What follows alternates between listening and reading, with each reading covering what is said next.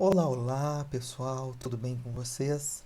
Bom, estamos aqui com mais uma videoaula e hoje o tema vai ser sobre a Semana de Arte Moderna, mas o destaque será para duas grandes expoentes, duas grandes artistas do modernismo brasileiro, que são elas, Anita Malfatti e Tarsila do Amaral. Vamos fazer algumas análises de suas obras, mostrar sua importância no contexto artístico brasileiro e, sem contar que vamos falar da grande importância, né, de seus estudos e de suas pesquisas, sobretudo para a nossa contemporaneidade.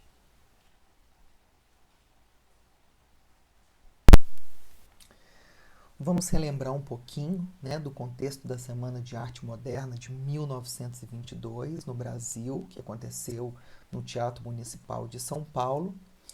E é interessante a gente destacar que nós temos, antes de 1922, alguns movimentos já existentes, como, por exemplo, alguns artistas que foram para a Europa no intuito de estudar arte. E se a gente perceber, estamos falando do século XX, e no século XX na Europa estava acontecendo as vanguardas europeias. E aí alguns artistas brasileiros foram para a Europa para poder estudar e dentre esses artistas nós vamos ter, por exemplo, a figura de Anita Malfatti, né? Que em 1910 foi para a Alemanha e lá iniciou seus estudos em arte, financiados pelo padrinho. Né? Nessa época, dentro dessas vanguardas europeias que estavam acontecendo lá na Europa, nós vamos ter o expressionismo alemão, que muito influenciou a artista. Importante dizer que os trabalhos produzidos por Anita Malfatti na temporada em que ela esteve lá na Alemanha não foram bem aceitos assim pela sua família, nem pelos seus amigos, até porque, né, gente, eles desconheciam tudo que estava acontecendo na Europa, né? Essas vanguardas artísticas do século XX, tidas como uma arte extremamente contrária à ideia de uma arte clássica calcada na harmonia, na simetria, né, na harmonização das cores, tudo em perfeito estado, tudo certinho, simétrico. Então, as pessoas aqui no Brasil ainda não estavam acostumadas com um tipo de arte radical como foram as vanguardas europeias no século XX. E aí, Anita Malfatti, com toda a sua influência do expressionismo alemão, resolve fazer pinturas com características próprias, né? E é interessante a gente destacar aqui que ela se apropria, né? Se inspira no expressionismo alemão, mas cria uma obra é, bem uma obra ímpar. Como assim uma obra ímpar? Ela traz uma roupagem brasileira, ela traz um jeito próprio, uma técnica própria de pintar. Né? Ela traz uma identidade brasileira e uma identidade, claro, dela, né? Para dentro de suas obras. E então, gente, Anita Malfatti teve o privilégio de poder estudar fora, até porque na cidade de São Paulo não existiam museus e não existiam instituições de arte, né, que pudesse dar esse suporte. Quando a Anita Malfatti retorna à capital paulista em mais ou menos 1914, ela, ela vai compor, fazer muitos quadros, inclusive, além de fazer, ela vai trazer quadros que ela havia feito lá na Alemanha e vai montar uma exposição chamada Exposição de Estudos de Pintura Anita Malfatti, que foram tomados pela família e pelos visitantes como uma espécie de ensaio que ainda necessitava de maior desenvolvimento técnico, né? O pessoal ainda não dava tanta credibilidade para ela. Obviamente que as suas pinturas não tinham nada de suavidade, que até então era o que as pessoas esperavam, porque ela resolveu romper com todos aqueles moldes clássicos e tradicionais em termos de pintura, e ela radicalizou de forma muito muito bonita, assim, até porque ela era uma mulher, né? E uma mulher para essa época fazer pinturas e ser renomada como uma grande artista era difícil, até porque os homens é que tinham esse privilégio. Anitta gostava muito de retratar pessoas dos seus círculos mesmo, familiares, de amigos, então ela fazia muitas pinturas de retratos e também fazia autorretratos. Anita Malfatti também, depois de um tempo, ela vai para os Estados Unidos para poder estudar a arte, né? E com isso ela vai ganhando mais aprimoramento em suas técnicas. E aí, pessoal, no final de 1917, ainda em São Paulo, Anita resolve fazer uma exposição, né? Que se chama Exposição de Arte Moderna Anita Malfatti. Tem um título mesmo explicativo. A jovem era pouco conhecida e ela resolveu mostrar os seus 53 trabalhos, né, suas obras modernas de tendência extremamente expressionista, mas para aquele momento essas obras se tornavam incompreensíveis.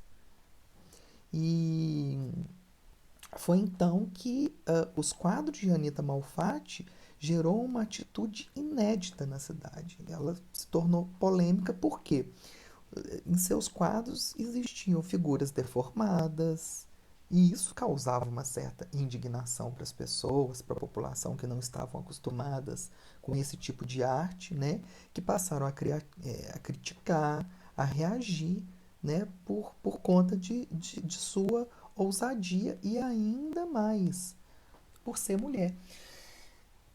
Nesse sentido, eu gostaria de destacar a figura do Monteiro Lobato, que ficou extremamente incomodado com as obras de Anita Malfatti. E o que, que ele fez? Ele fez Paranoia ou Mistificação, que foi um artigo que ele escreveu, e de maneira muito deselegante, ele faz uma crítica às obras de Anita Malfatti, fala que essas obras,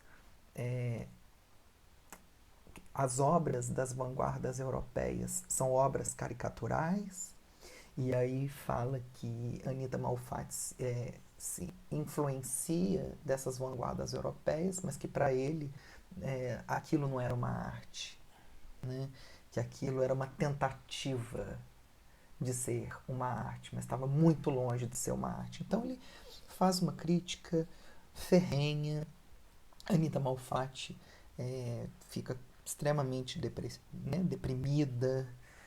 E nós vamos ter a colaboração de outros artistas que vão se incomodar com essa crítica de Monteiro Lobato, que nós vamos ter o Oswald de Andrade, Mário de Andrade, Monteiro Lobato, Brecheret, dentre outros, que vão apoiar a Anita Malfatti e que em 1922 eles iriam fazer, né, a Semana de Arte Moderna.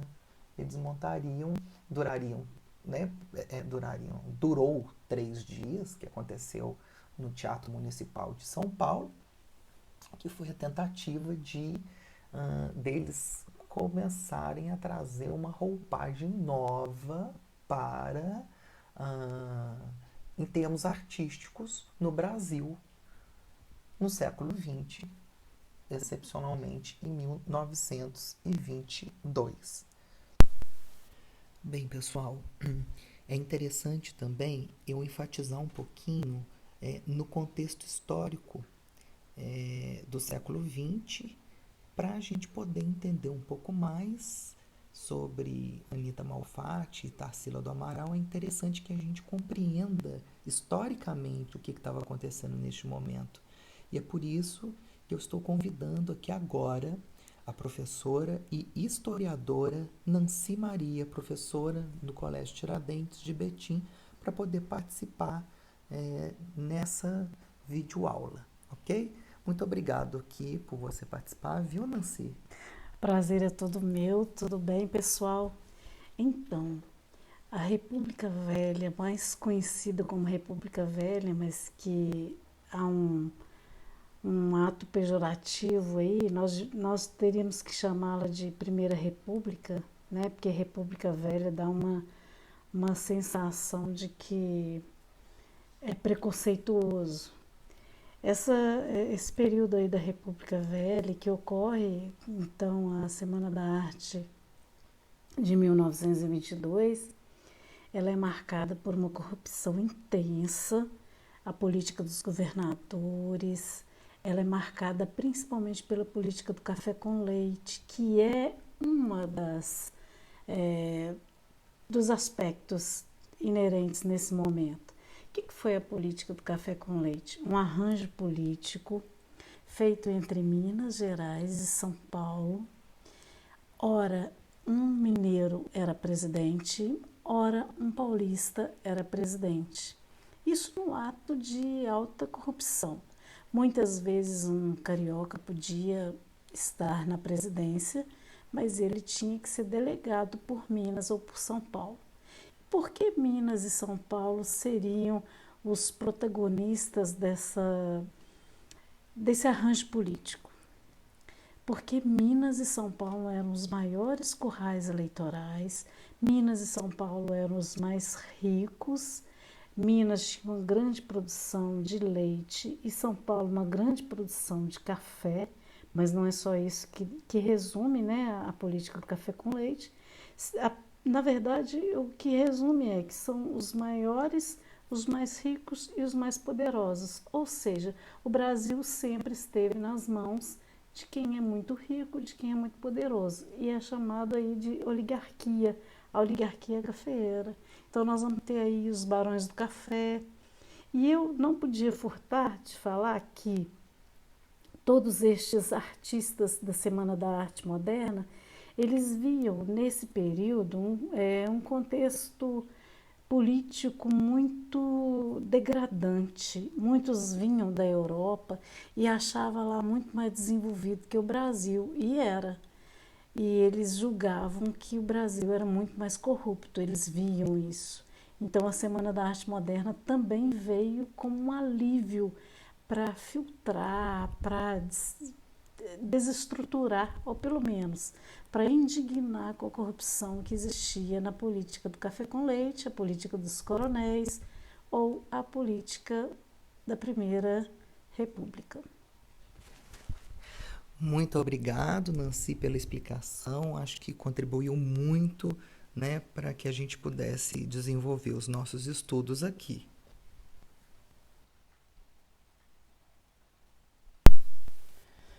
Pessoal, eu gostaria de pedir desculpas porque no slide anterior eu cometi um deslize, né, um erro, ao dizer que Monteiro Lobato ele participou, né, ajudando, construindo a Semana de Arte Moderna de 1922, juntamente com Mário de Andrade, Oswald de Andrade. É, na verdade, o que eu queria dizer é que não era Monteiro Lobato, era o, era o Brecheret, Mário de Andrade, Oswald de Andrade, Vila Lobos, Lazar Segal e outros artistas que participaram para construir essa Semana de Arte Moderna, para realizar essa semana, né, diante das críticas de Monteiro Lobato, tá? Então, eu tô, eu gostaria de pedir desculpa por esse pequeno deslize que eu dei. Aliás, um grande deslize, né? Bem, pessoal, continuando a falar um pouquinho de Anita Malfatti, nós não poderemos deixar de falar dessa obra dela, chamada Mulher de Cabelo Verde. A gente pode perceber nessa pintura as cores fortes, né? Principalmente aí o vermelho, o verde, alguns tons aí de amarelo, lembrando muito as características do expressionismo alemão, com as cores fortes. Vocês podem perceber uma certa deformidade na estrutura corporal dessa senhora. Podemos perceber, né, a mulher de cabelo verde, né? Então, Anita Malfatti traz essa noção de cor e real, dessa expressividade da cor. Por que será que ela quis colocar um cabelo verde? O que isso traduz, né? Qual que é a emoção que levou a Anita Malfatti naquele exato instante a pintar o cabelo dessa senhora de verde, né? E aí nós vamos perceber que a Anitta não trabalha nada de dos belos temas agradáveis e bonitos, né, para poder é, agradar as pessoas. Você vai perceber que não é uma pintura suave, é uma pintura mais crua, né, que ela traz da Alemanha. Nada de perspectiva correta, né, com aquele colorido exato que imitasse natureza, paisagens, absolutamente nada disso.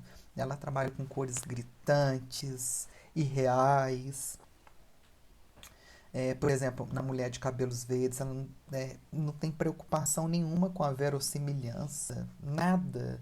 E um corpo completamente assimétrico, ou seja, indo contra aqueles padrões clássicos de uma pintura, como é o caso aqui.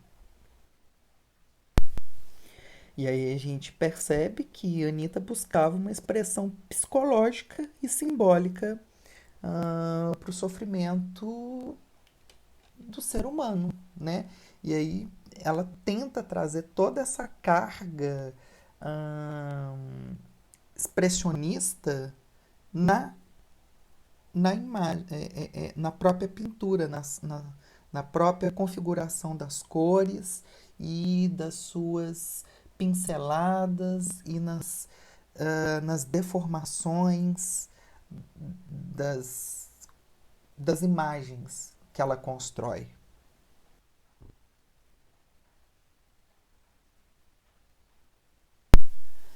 Já nessa obra de Anita Malfatti, O Homem Amarelo, a gente vai perceber que são incorporados procedimentos básicos da arte moderna.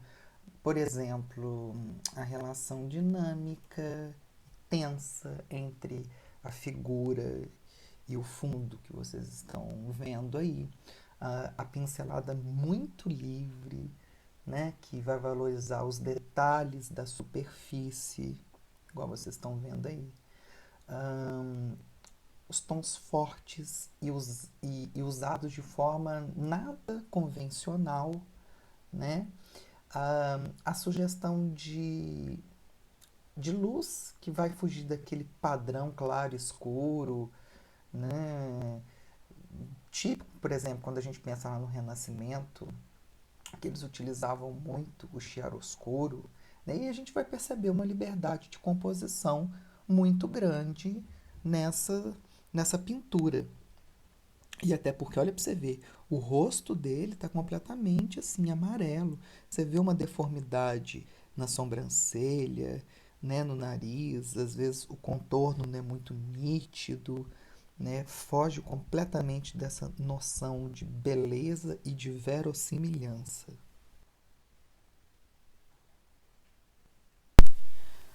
Aqui nessa pintura, a boba, nós vamos perceber também que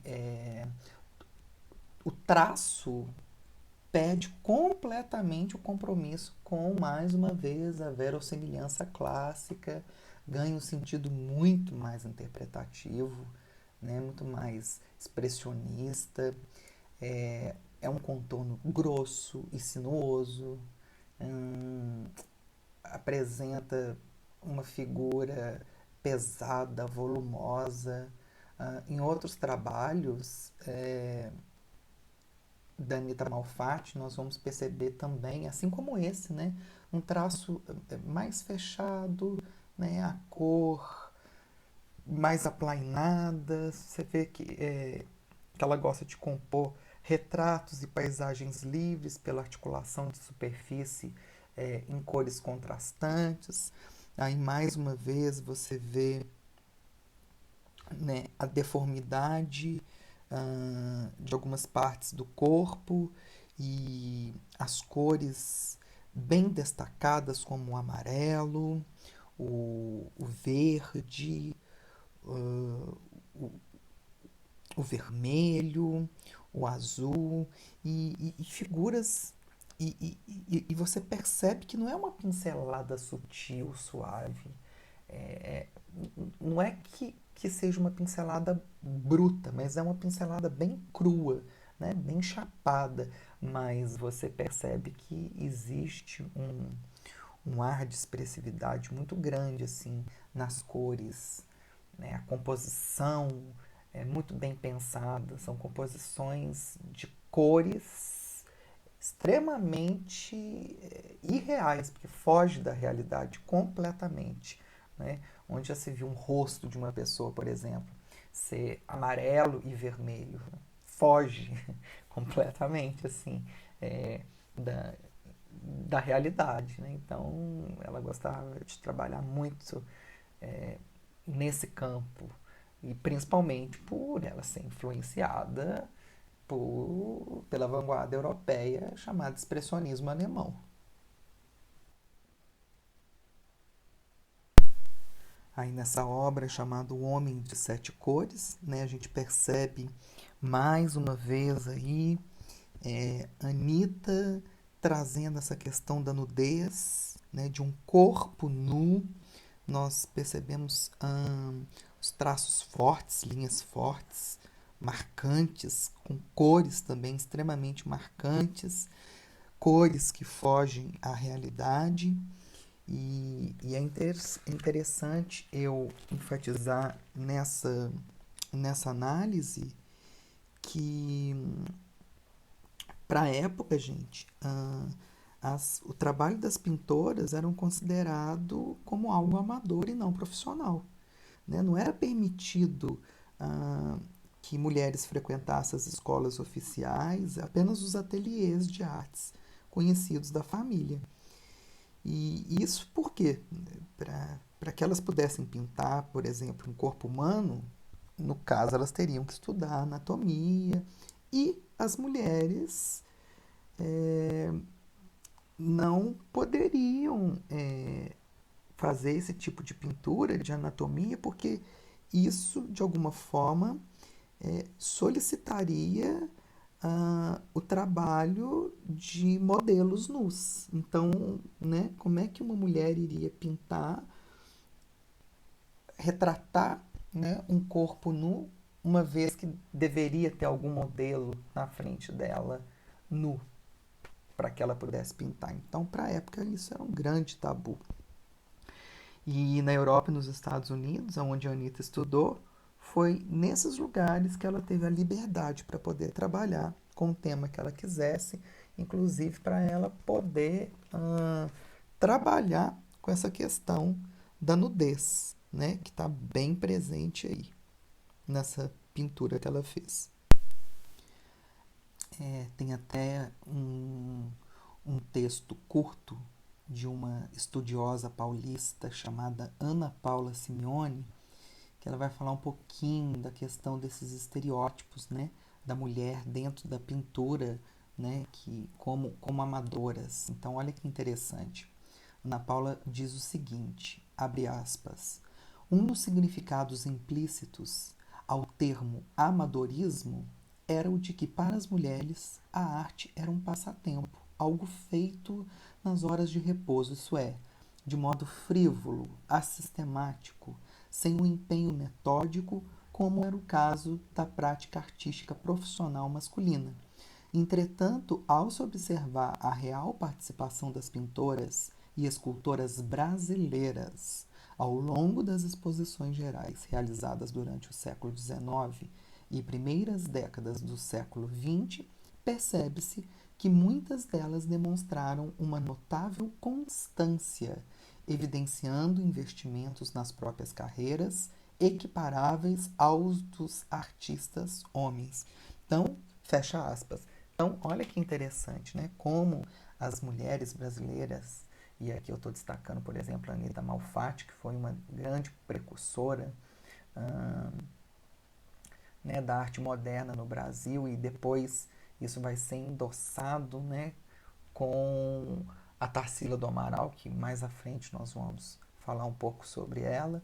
Então, olha para vocês verem, né, o papel da mulher, né, e essa luta da mulher como artista, né, para conquistar o seu espaço. Até hoje, se a gente traz para os dias de hoje, isso fica muito complicado, né? Ainda assim, as mulheres ainda precisam lutar muito, conquistar muito o seu terreno. Já tem alcançado grandes conquistas, mas ainda assim, né, pessoal, existe muito machismo, muito preconceito embutido aí.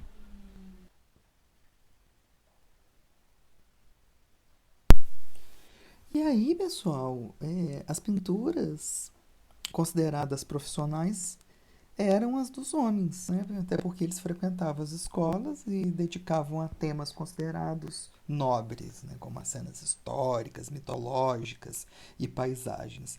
E nessa mesma esteira de pensamento, ah, no- eh, para os homens, né, as mulheres deveriam pintar por hobby e em temas menores, né? Para eles, os homens da época, os temas menores sem muita importância seriam retratos, cenas domésticas, as famosas naturezas mortas, né? Principalmente ali pinturas de frutas que no caso seria a natureza morta, e pinturas de flores, né, para tentar trazer à tona essa delicadeza feminina. Né? E por isso as pinturas das mulheres eram consideradas pinturas não profissionais, né? E elas eram tidas como amadoras. Esse quadro é muito polêmico, na verdade, esse cartaz, né, que se chama Guerrilla Girls Gráfica. Olha só, gente. As mulheres precisam estar nuas para entrar no Museu de Arte de São Paulo? Apenas 6% dos artistas do acervo em exposição são mulheres, mas 60% dos nus são femininos. O que a gente pode pensar sobre isso? Né? Que olha para você ver que coisa impressionante. Né? Nós temos 6% de artistas mulheres, né, que realizaram pinturas, né, que estão presentes dentro do acervo da exposição, e ao mesmo tempo nós temos 60% de nudez nesses quadros, de todo o acervo que tem nessa exposição. 60% a temática são mulheres nuas. E aí, o que isso nos leva a pensar? Será que o corpo da mulher se torna um objeto? Um objeto se torna um tema presente em muitas pinturas, né? E aí, qual que é o papel da mulher como artista?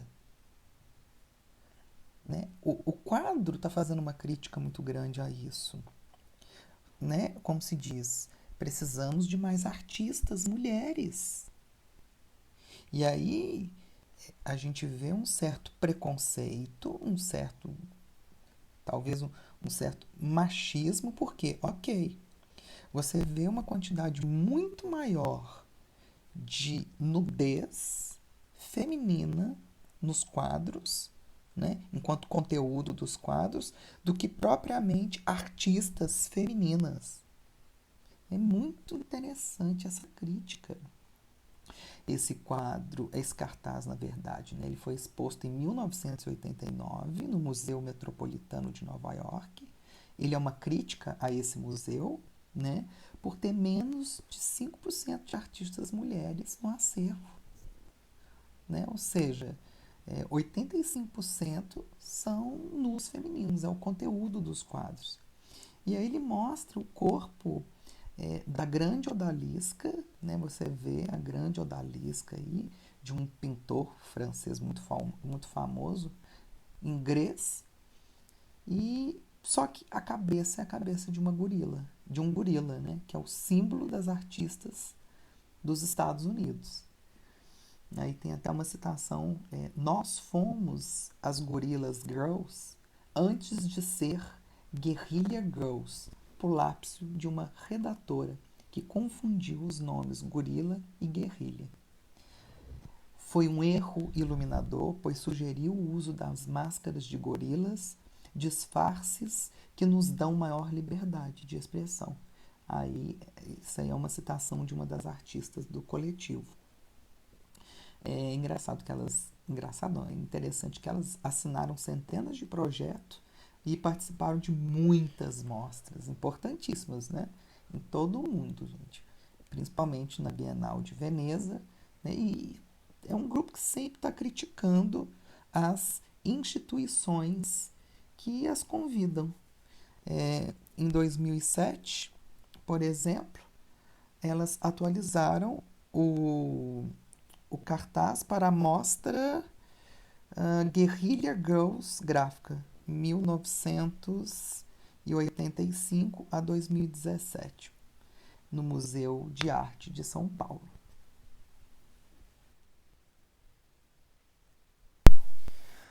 Bem, e agora nós vamos falar um pouco da Tarsila do Amaral, que foi um grande ícone também dentro da pintura no século XX para o Brasil. Só que a Tarsila do Amaral teve uma realidade bem diferente da Anitta, se nós fizermos uma comparação. Porque a Anitta sofreu muito, né? Sobretudo com a sua exposição em 1917 pelo Monteiro Lobato, que fez críticas ferrenhas, né? E depois da Semana de Arte Moderna, né? Tarsila do Amaral é uma figura que vai surgir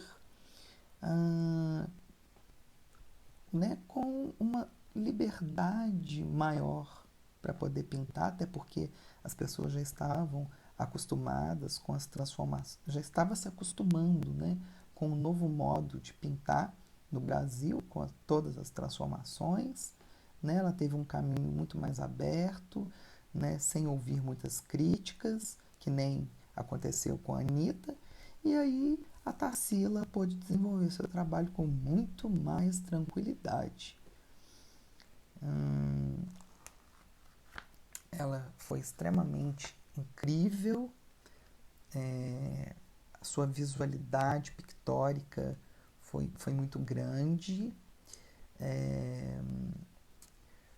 ela teve uma influência muito grande também das vanguardas europeias, sobretudo do cubismo, que influenciou a artista, e ela vai utilizar dessa influência para compor os seus quadros. Ela vai trazer também uma roupagem nova para a pintura brasileira. Ela vai trazer uma identidade própria e uma identidade genuinamente brasileira. Nós vamos ter traços muito fortes das suas memórias de infância, porque ela era filha de fazendeiro, né? E na época quem cuidava dela, na verdade, eram as escravas que trabalhavam para o seu pai, né? Também conhecidas como é, as, as escravas que davam leite para as crianças, as amas de leite, né, na verdade. Então, nós vamos ver, inclusive, mais à frente um quadro chamado A Negra, que ela vai fazer, de certa forma, uma homenagem às mães, né, às amas de leite da época e, sobretudo, pelo contato que ela teve, né, com as escravas na época em que ela era criança.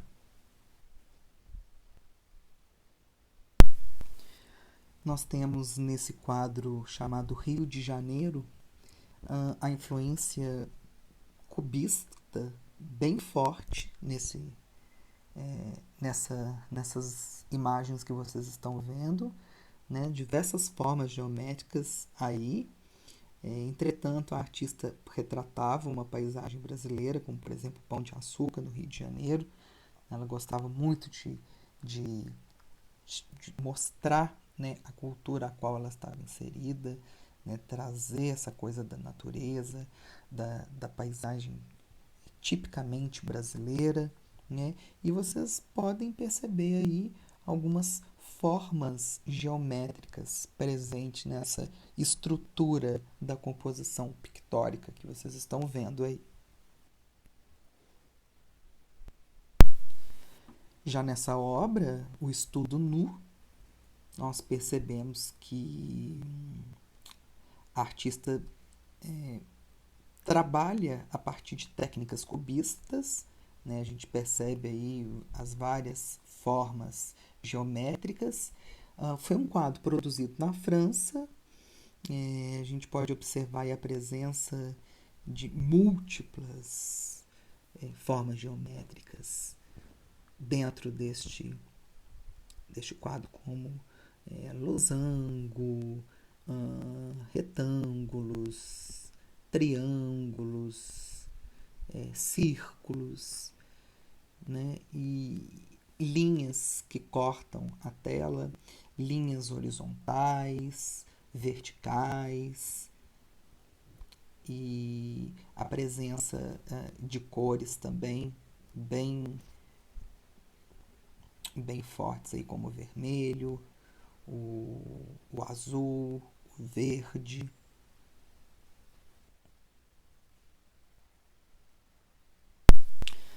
Aqui nós já temos uma obra chamada O Mamoeiro, né? A gente percebe uma forte influência também do cubismo, né? Nós temos linhas mais duras, né? Que vão dando lugar também a formas bem arredondadas. Uma fruta muito brasileira, né? O mamão. A gente vê o formato das casinhas, o formato da ponte, né, esse cuidado com as formas geométricas, né, e todas as composições que vocês estão vendo aí é de uma cidade do interior. Olha aí, aparecendo mais uma vez a memória de infância da Tarsila.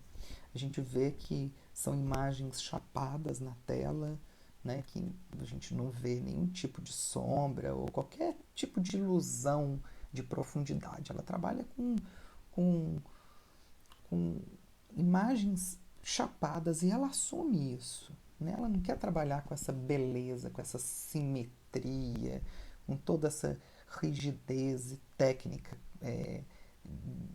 de uma arte clássica. E aí você vê que é uma tela completamente cheia de cores, né? A Tarsila gostava, quando criança, ela gostava de um azul puríssimo, né? Aquele rosa violáceo, aquele amarelo vivo, aquele verde contagiante, tudo com gradações, ora fortes, ora fracas, né? Então, uma combinação assim bem destacada e ao mesmo tempo uma mistura de branco, né? Que a gente pode perceber aí. Tem até um depoimento da Tarsila do Amaral que ela fala o seguinte, abre aspas: encontrei em Minas as cores que adorava em criança. Ensinaram-me depois que eram feias e caipiras e segui o ramerrão do gosto apurado, mas depois vinguei-me da opressão, passando-as para as minhas telas.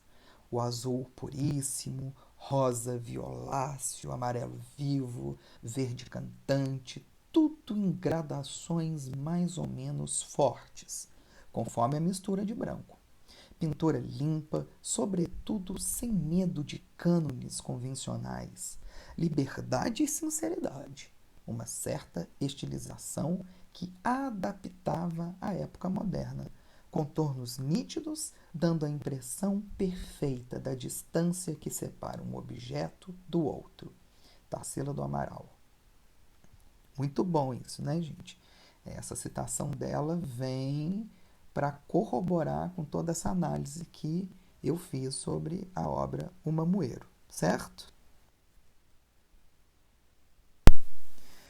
Esse quadro é muito interessante, né? É chamado A Cuca. Por que ele vai ser muito interessante? Porque vai ser um dos primeiros quadros de uma série que a artista vai deixar de lado essa preocupação de reproduzir a realidade e ela vai trazer, né, para os quadros, para as composições dela, personagens que fizeram parte das histórias dela quando ela era criança. Ela até fala que é um bicho esquisito no mato com um sapo, um tatu e outro bicho inventado. Né? É uma citação que a própria Tarsila do Amaral faz, né, numa carta que ela faz à sua filha, chamada Dulce. Bem, e aqui nós vamos ter o famoso quadro da Tarsila do Amaral chamado Abapuru, de 1928. Bem, gente, primeira coisa, esse quadro foi um quadro dado para o Oswald de Andrade, né? Ele deu esse quadro para, né, o seu esposo Oswald de Andrade. Ele ficou extremamente empolgado, tá? Amou esse quadro e foi a partir desse quadro que ele criou o termo manifesto antropofágico, né? O que acontece? Assim que ela deu esse quadro para ele, ele ficou extremamente fascinado, né? E juntos eles foram até o dicionário, procuraram no dicionário de Tupi-Guarani, procuraram o nome lá, Bapuru, que significa homem que come gente, né? Aba, que é homem, e puru, que come. E aí foi inspirado nesse quadro que Oswald criou, né? O que nós já havíamos falado anteriormente, do movimento antropofágico. E por quê? Porque nós temos, é possível a gente identificar nesse quadro traços característicos da artista, né? Principalmente pela escolha das cores fortes, né? Nós temos alguns temas imaginários em que ela vai alterando a realidade e a gente vê um homem com grandes pés e mãos. E nós temos um sol aí, nós temos um cacto. Esse homem tem pés enormes e mãos também.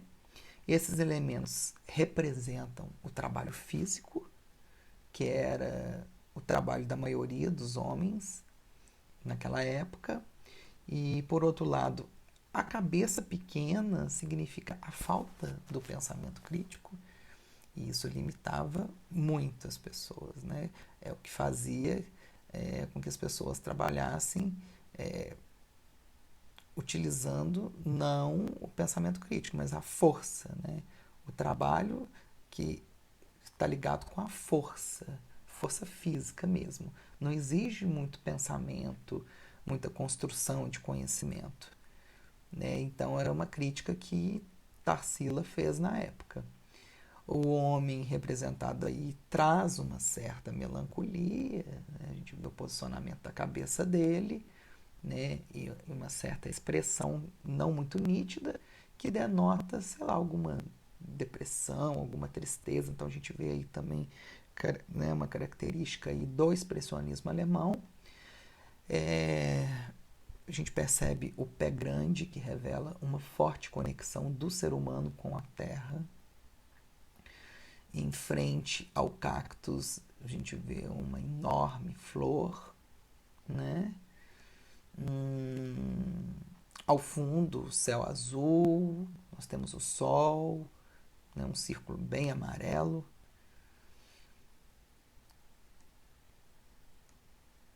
Alguns críticos, inclusive, dizem que a Bapuru seria uma reescritura de uma escultura do Rodin. Rodin foi um grande escultor, né, chamado O Pensador. E dizem também, gente, que este quadro tem... Na verdade, vocês percebem que existe uma deformação muito grande também desse corpo, né? Justamente porque ela foge desses padrões clássicos, né?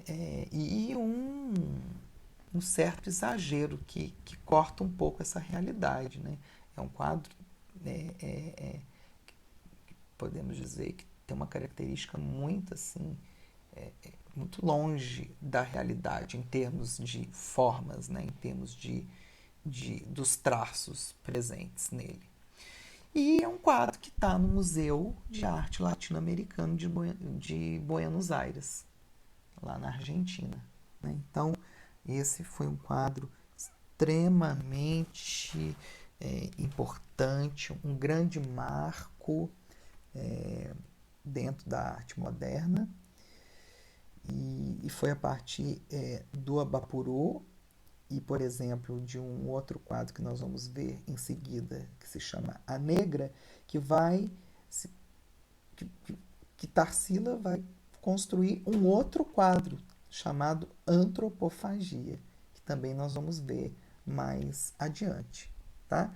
Então, fazia parte do processo criativo da Tarsila, né, aproveitar elementos de quadros anteriores para poder criar novos quadros, ok?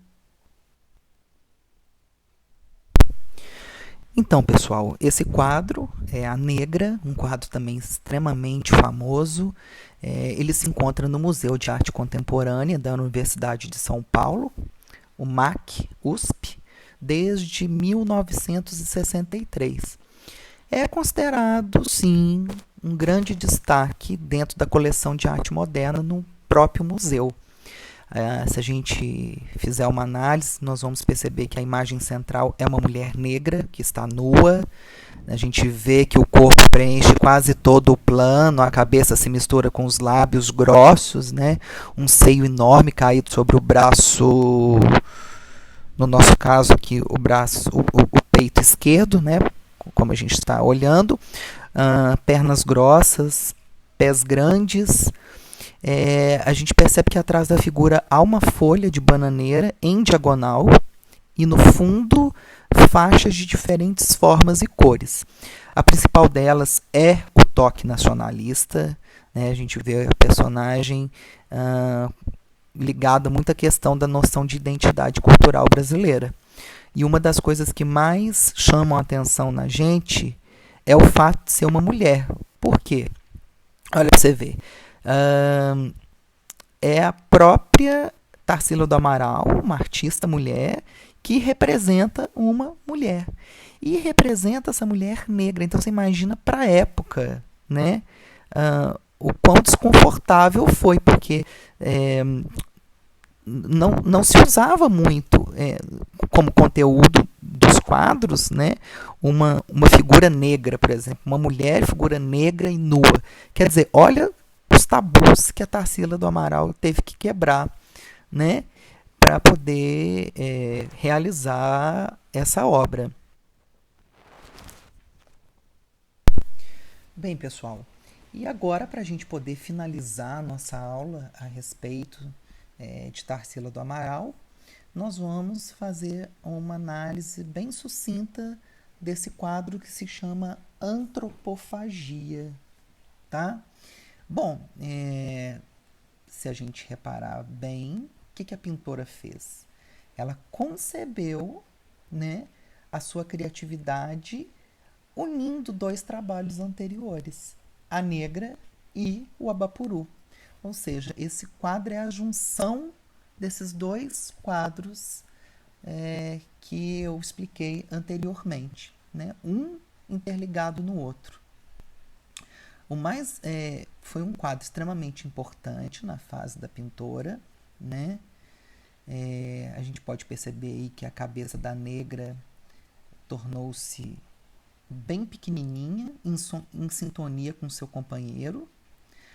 O braço que sustentava o seio agora está escondido atrás da perna, enquanto o seio está sustentado pela perna do outro ser, né, que escora a sua e que toca o chão. A perna esquerda da negra está encoberta pela perna do abapuru, que se encontra em posição inversa. Ele não mais se encontra na pose de pensador. A mão que sustentava sua cabeça agora está descansando sobre a perna. Ele não se encontra mais naquela pose de pensador, como eu havia dito, que eu até falei para vocês que lembrava muito uma escultura do Rodin. E aí ele se inclina para a negra, como se ambos estivessem dialogando.